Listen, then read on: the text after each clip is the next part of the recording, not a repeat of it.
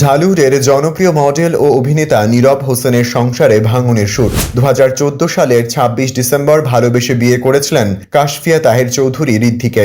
তখন পাত্রী ছিলেন নর্থ সাউথ বিশ্ববিদ্যালয়ের স্থাপত্য বিদ্যা বিভাগের প্রথম বর্ষের ছাত্রী। তবে এই বিয়ে তখন মেনে নেননি নীরবের শ্বশুর, কারণ 10 মাসের প্রেম শেষে একরকম পালিয়েই বিয়ে করেছিলেন তারা। পরে নীরবের নামে অপহরণ মামলা করেন ঋদ্ধির বাবা। বাধ্য হয়ে টানা 15 দিন পালিয়ে থাকতে হয় এই দম্পতিকে। এরপর হাইকোর্ট থেকে জামিন নিয়ে তবে প্রকাশ্যে আসেন নীরব ঋদ্ধি। আগামী 26 ডিসেম্বর তাদের সংসারের 11 বছর পূর্তি হতে চলেছে, কিন্তু এর মধ্যেই জানা গেল তাদের সংসারে বইছে অশান্তির হাওয়া, চলছে ভাঙনের সুর। এর মধ্যে নীরবের বিরুদ্ধে পরকীয়ার অভিযোগ এনে সামাজিক যোগাযোগ মাধ্যমে বুধবার 27 নভেম্বর পরপর দুটি স্ট্যাটাস দিয়েছেন নীরব পত্নী ঋদ্ধি। প্রথম স্ট্যাটাসে তিনি লিখেছেন, বউ বাচ্চা ফেলে সাথে কিভাবে দেশের বাইরে নিয়ে এক্সের সঙ্গে আবার যোগাযোগ করে আমি কিছুক্ষণ পর আপলোড করব। যদি আমার আর আমার বাচ্চার লাইফ আনস্টেবল হয়, কোনো পরকীয়া করা কাপলকে আমি ভালো মানুষের মুখোশ পরে থাকতে দেব না।